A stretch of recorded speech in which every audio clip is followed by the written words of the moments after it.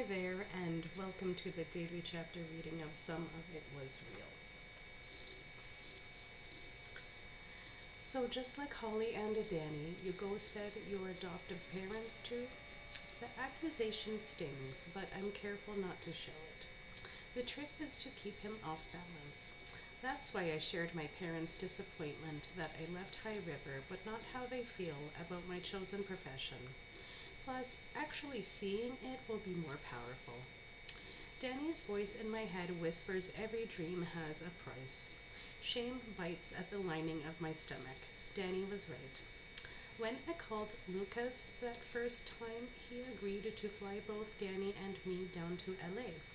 We assumed that was because we were a package deal, and we spent the night in an expensive hotel where we hit the mini bar like locusts and ordered more room service than we could possibly eat.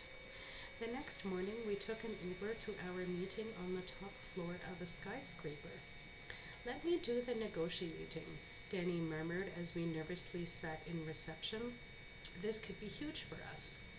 But when an assistant dressed in a tight white t-shirt, black jeans, and high heels came to bring me into Lucas's office, she told Danny to stay put. She'd come to get him next, but she never did. When I returned, she told Danny that Lucas was done for the day. Danny kept his cool until the elevator doors closed and we were alone. Did you convince him? Danny asked. Yes. What'd he offer us? Representation. Danny leapt into the air, then hugged me. Sil, that's amazing. We're in, Kit. What about your dream to be an actor? This is a huge stepping stone. I'll get there eventually. He only wants me. Danny's face crumpled. So you told him to fuck off? Once I'm established, he's open to helping you too. He's open? Danny stepped back, eyes wet. You and me, we had a deal. I know, but you're screwing me over for your shot. That's not true. Bullshit. We were supposed to be a team. Come on, Danny, we still are. You wouldn't even be here without me. I know, but Danny, I can't go home. I promise that I'll help you if I can. We were both crying when the elevator reached the lobby. Danny walked away. When I tried to follow him down the street, he ran. I was too much of a coward to return to our hotel room. By the time I worked up the nerve to face him, he was gone. I remained in LA. Danny didn't return my calls or cash the checks I sent in care of Gigi. He deserved better from me, so why'd I do it? What are you thinking about? Thomas asks. My voice catches as I say, I'm looking forward to seeing my parents. I mean, I'm nervous, but hope they've forgiven me for leaving. I've missed them.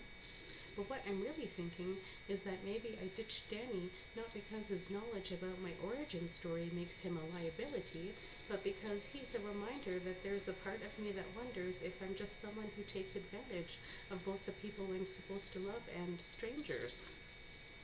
I get off the highway at exit 63 and bisect the small town of High River, bracketed in the distance by the jagged slants of Mount Hood and the more rounded, snow-covered Mount Adams across the river in Washington. Shops and restaurants dot the edges of the town's main street.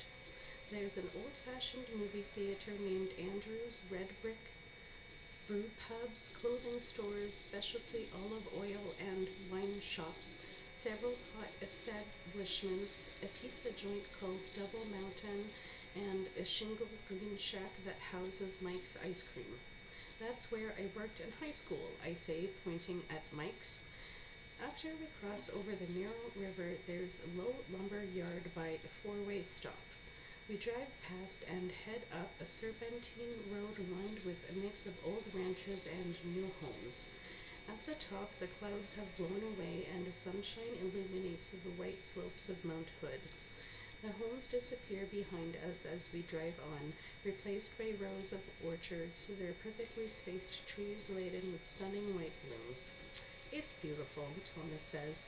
Yeah, blossom season. We had warm winter, so they're early this year. You said we. Old habit. First blooms are apricot. They're cold, hardy, prolific bloomers. Then cherries. Their blooms grow in clusters, followed by peaches. Those blossoms are tinged pink, then pears. I point out the window. Pears are the trees with gnarled trunks. To me, they always looked like old women's arthritic hands held up to the sky. You know a lot about fruit trees. I'm an orchardist's daughter. We wind along East Side Road past red barns and fields where men and women in hood sweatshirts work in the trees. Rows of grapes dot the steeper hills. I take a left and pull onto a narrow drive lined with shade oaks. To both sides of the driveway are evenly spaced rows of pear trees that climb into the distance, twisted soldiers standing at silent attention. A house rises, white 3 stories, lead glass front windows, planters dot with bright yellow daffodils on a covered porch. Hanging to the left of the door, an old-fashioned wooden swing rocks in the breeze. There's a fishing rod in a metal stand to the right, olive green waders hung beside it. I see it all through Thomas's eyes. An idyllic-looking place, the stuff of old movies. Appearances are deceiving. I park the rental SUV by a dented blue pickup truck. My shoulders are too high, damp hands clamped to the steering wheel even after the engine dies. I'm wound so tight that if I were a guitar, my strings would snap.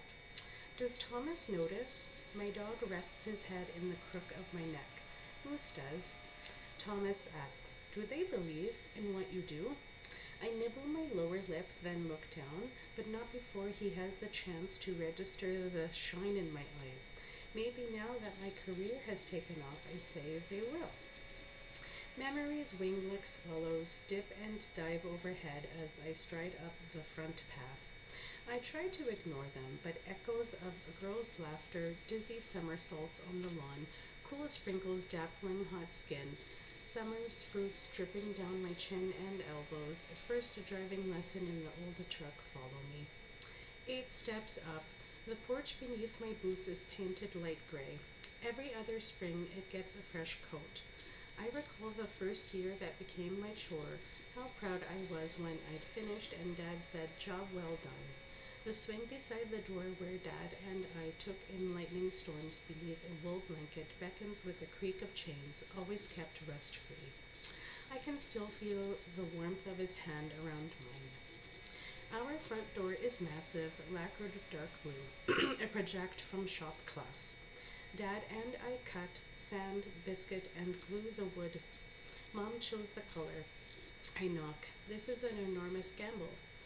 Thomas's takeaway when the door slams in my face may be that even my parents know I'm a fraud. But the past 6 years have given me an advanced degree in human nature. I'm betting that rejection will swing his anger to sympathy and even pity for the daughter who disappointed her parents but is still hoping for their approval. What if they let me in?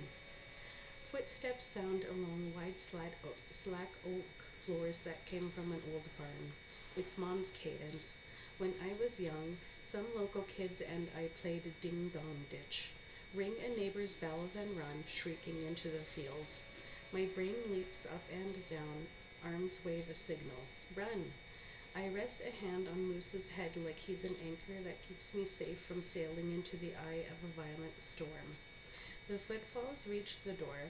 Mom doesn't look through the side window to see who it is. There are few strangers in this valley. Except I'm a stranger now.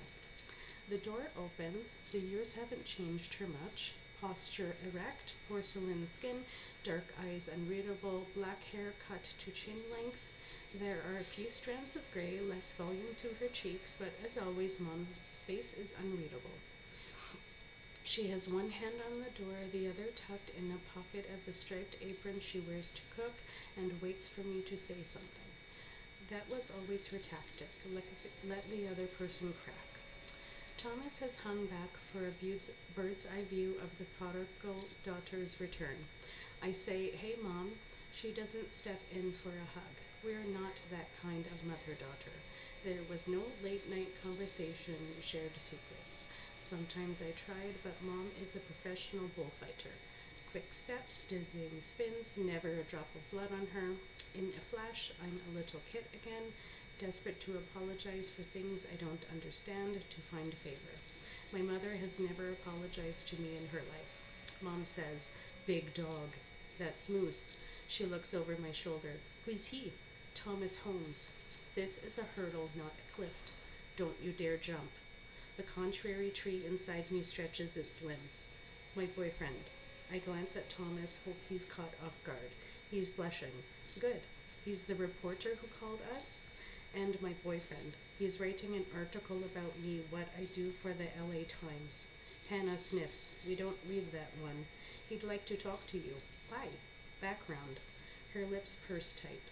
She's 5 feet nothing, bones light as birds, but inside she's a lion.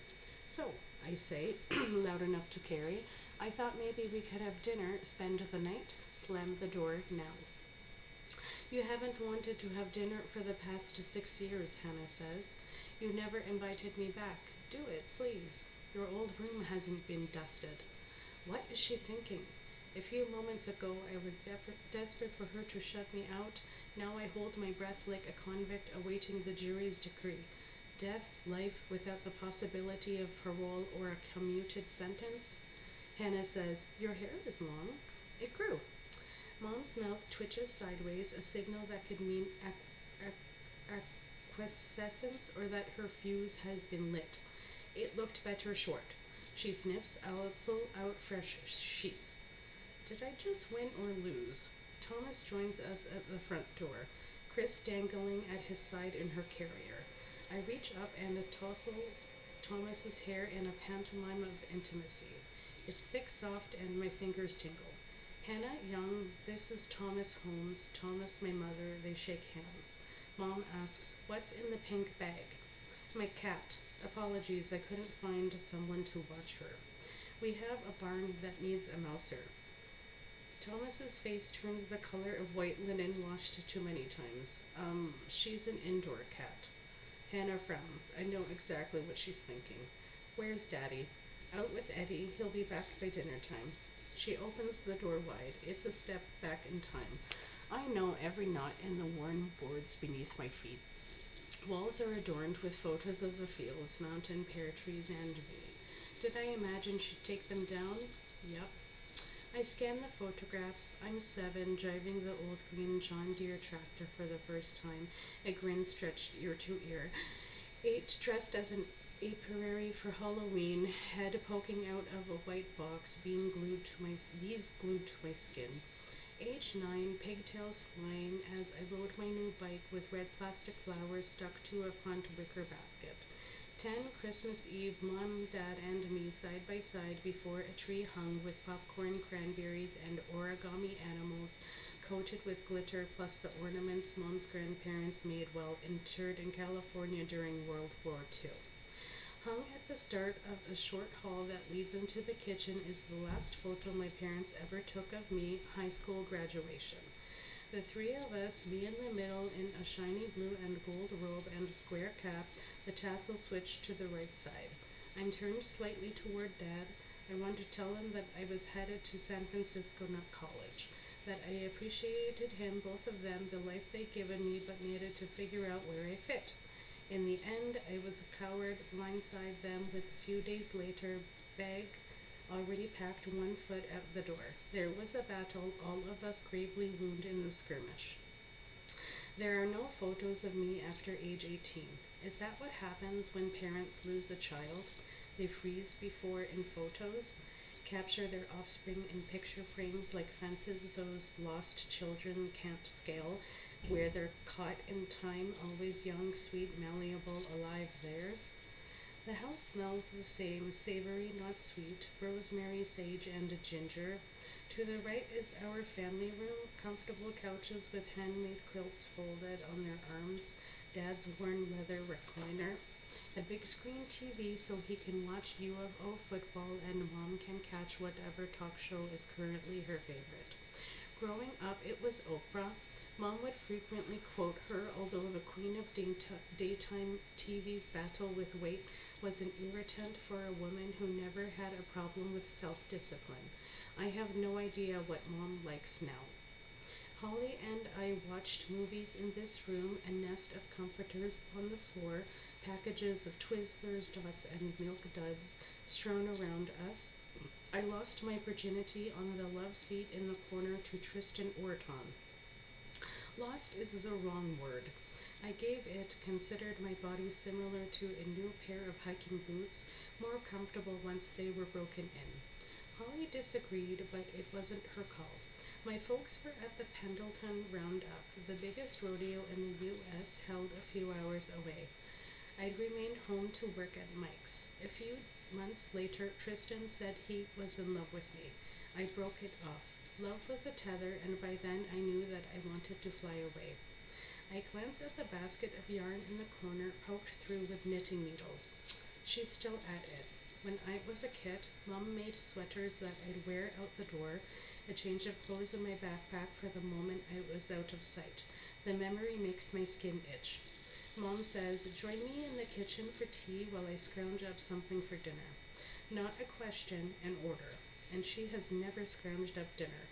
Her grocery lists are methodical. Weekly meals planned well in advance. I glance at Thomas. He stands in front of a photo taken on the Deschutes River. The salmon dangling in my net is almost as big as me. I was just shy of 6, new to the family, on my first father-daughter camping trip. There were hikes with the other duos, a lazy raft down the river, and s'mores by the campfire. The fishing season was catch and release, which meant I had to toss my prize back into the river. That night, after we were settled in the tent, snug in sleeping bags, lights out, I asked Dad if it was the same for foster kids, if I might get thrown back eventually. He promised that he'd be my dad forever. Thomas doesn't understand that sometimes good people lie too.